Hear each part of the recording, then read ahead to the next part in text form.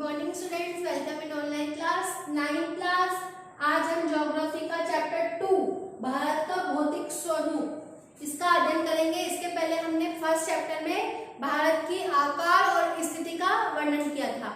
अब हम पढ़ेंगे कि भारत का भौगोलिक जो वर्णन है, वितरण है, वो किन किन भागों में बटा हुआ है। जैसे कि हमारे यहाँ पे क्या सभी वस्तु एक समान है क्या, कि यहाँ पे सभी क्षेत्र जो डिवाइड हमारे भारत में जो विभाजित किए गए हैं, तो क्या वो सभी समान है क्या, कि कहीं पे पहाड़ है, कहीं पे पठार बने हुए हैं, कहीं पे रेगिस्तान है, कहीं पे नदियां ही नदियां हैं, कहीं पे बर्फ जमी हुई है। तो हमारे यहाँ जो भौगोलिक आवरण है उसका वो एक स्थिति में नहीं है। तो हम इसमें पढ़ेंगे कि भारत विभिन्न स्थलाकृतियों का एक बहुत बड़ा विशाल देश है, कि यहाँ पे हम किस भूभाग में रहते हैं या फिर हम किस क्षेत्र में रहते हैं, ये किस क्षेत्र के कौन सी भौगोलिक स्थिति में इसका हम अध्ययन करते हैं। जैसे कि यहाँ पे कुछ क्षेत्र के निवासी पहाड़ों में रहते हैं, तो कुछ क्षेत्र के निवासी मरुस्थलों में रहते हैं, कुछ क्षेत्र के निवासी पहाड़ों पे, पर्वतों पे, प्रायद्वीपीय पहाड़ों पे, इन पे रहते हैं। कि भारत की भूमि बहुत अधिक भौतिक विभिन्नताओं को दर्शाती है, कि हमारे जो भारत की भूमि है वो यहाँ पे अलग अलग विभिन्नताओं को भी दर्शाती है।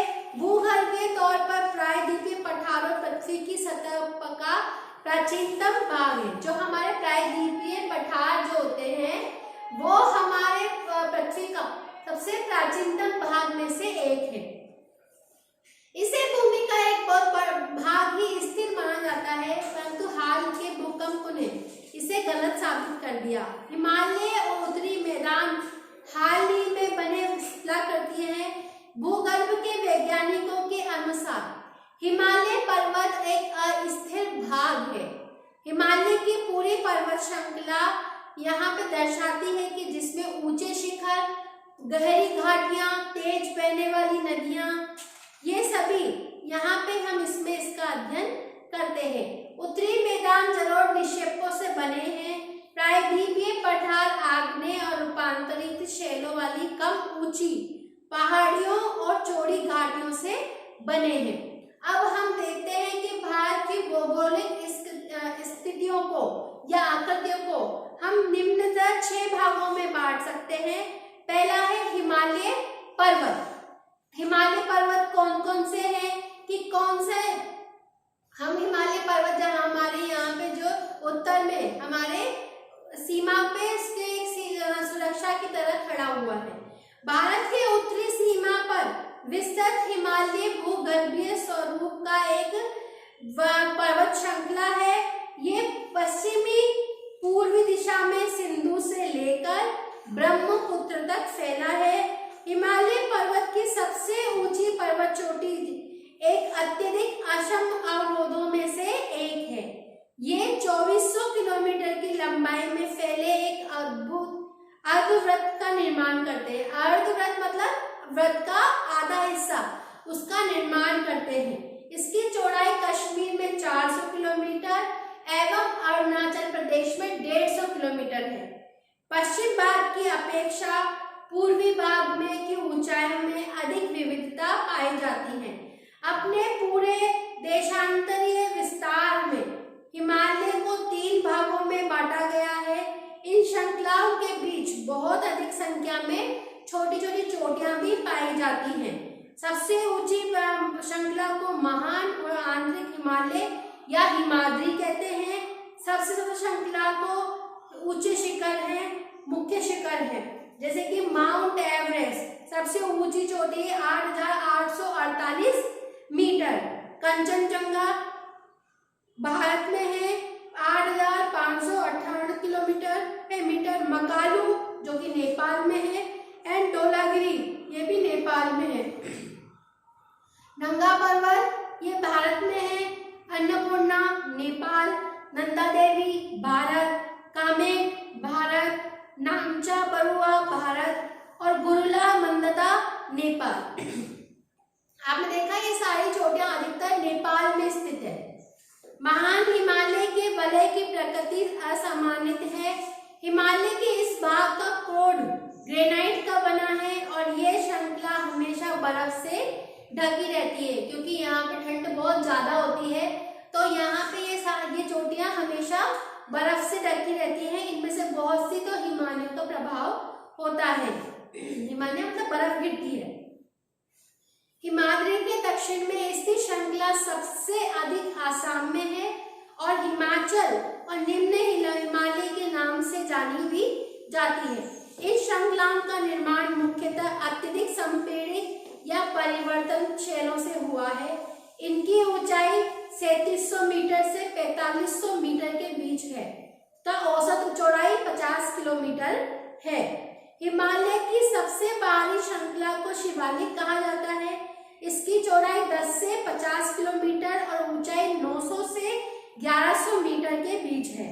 यह श्रृंखलाएं उत्तर में स्थित हिमालय की श्रृंखलाओं से नदियां द्वारा लाई गई असममित अवसादों से बनी है। ये घाटियां बजरी और जलोढ़ मिट्टी की मोटी परत से ढकी हुई है। निम्न यहाँ लंबवत घाटी के नाम से भी जाना जाता है। कुछ प्रसिद्ध दून जो है देहरादून, कोटली दून एवं पाटली दून। इस उत्तर दक्षिण के अतिरिक्त हिमालय को पश्चिम से पूर्व तक स्थित क्षेत्रों के आधार पर भी विभाजित किया गया है। इन वर्गीकरणों को नदी घाटियों की सीमाओं के आधार पर किया गया है। उदाहरण के लिए सतलुज एवं सिंध के बीच स्थित हिमालय के भाग को पंजाब हिमालय के नाम से जाना जाता है, लेकिन पश्चिम में पूर्व तक क्रमशः इसे कश्मीर तथा हिमाचल प्रदेश हिमालय के नाम से भी जाना जाता है। काली और तिस्ता नदियां नेपाल हिमालय का सीमांकन करती है, मतलब वहां की सीमा से निकलती है। हिमाचल के कुछ क्षेत्रीय नाम पता लगाना है कि ब्रह्मपुत्र हिमालय की सबसे पूर्वी सीमा बनाती है। दिहांग महाखंडा गाज के बाद हिमालय दक्षिण की ओर एक तीखा मोड़ बनाती हुई पूर्वी सीमा के साथ फैल जाता है। इन्हें पूर्वांचल पर्वत श्रृंखला के नाम से भी जाना जाता है। ये पहाड़ियां उत्तरी पूर्वी राज्यों से होकर निकलती हैं और मजबूत पत्थरों को अवसादी सेल हैं इनसे बनी है। ये घने जंगलों से ढकी है और अधिकतर श्रृंखलाओं घाटियों के रूप में फैली है। पूर्वांचल में पटकाई, नागा, मिजो और मणिपुर पहाड़ियों के भी इसमें शामिल किया गया है। ये तो था आपका हिमालय पर्वत। अब हम पढ़ेंगे उत्तरी मैदान। उत्तरी मैदान कौन कौन से हैं कि उत्तरी मैदान 3 प्रमुख प्रणालियां सिंधु, गंगा एवं ब्रह्मपुत्र इनकी सहायक नदियों से बना है। ये 3 नदियों के सहायक से बना है, गंगा, ब्रह्मपुत्र एवं सिंधु। ये मैदान जलोढ़ मिट्टी से बना है। लाखों वर्षों में हिमालय के गिरिपाद में स्थित बहुत बड़े बेसिन में जलोढ़ का निक्षेप हुआ। इस उपजाऊ मैदान का भी निर्माण हुआ कि यहाँ पे नदियों के साथ साथ बहुत सारी मिट्टियां बह के आती हैं जो यहाँ की मिट्टी यहाँ की स्थल को और उपजाऊ बनाती हैं। इसका विस्तार 7 लाख वर्ग किलोमीटर के क्षेत्र पर है। ये मैदान लगभग 2400 किलोमीटर लंबा एवं 240 से 320 किलोमीटर तक चौड़ा है। यहाँ सघन जनसंख्या वाला भौगोलिक क्षेत्र है, क्योंकि यहाँ सभी सुविधाएं हैं, इसलिए यहाँ पे जनसंख्या की दृष्टि से ज्यादा है। पहाड़ों की कंपैरिजन में, पहाड़ों की अपेक्षा यहाँ का जनसंख्या स्तर ज्यादा है। समृद्ध मृदा आवरण, पर्याप्त पानी की उपलब्धता एवं अनुकूल जलवायु के कारण कृषि की दृष्टि से ये भारत का अत्यधिक उत्पादक क्षेत्र है। उत्तरी पर्वतों से आने वाली नदियां निक्षेपण कार्य में लगी हैं और नदी के निचले भागों में ढाल कम होने के कारण नदी की गति कम हो जाती है, जिसके परिणाम स्वरूप नदीय द्वीपों का निर्माण होता है।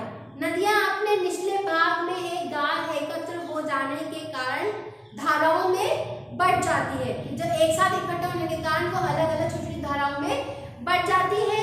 इन धाराओं को वितरिकाएं भी कहा जाता है। उत्तरी मैदान को मोटे तौर पर 3 उपवर्गों में बांटा गया है। उत्तरी मैदान के पश्चिमी भाग को पंजाब का मैदान कहा गया। सिंधु तथा इसकी सहायक नदी द्वारा इसके मैदान का बहुत बड़ा भाग पाकिस्तान में स्थित है। सिंधु तथा इसकी सहायक नदियां झेलम, चनाबाई, रावी, व्यास और सतलुज हिमालय से निकलती है। मैदान के इस भाग में दोआबों की संख्या बहुत अधिक है। गंगा के मैदान का विस्तार घग्गर और तीस्ता नदियों के बीच में हुआ है। ये उत्तरी भारत के राज्यों हरियाणा, दिल्ली, उत्तर प्रदेश, बिहार और झारखंड के कुछ भाग तक पश्चिमी बंगाल में फैला है।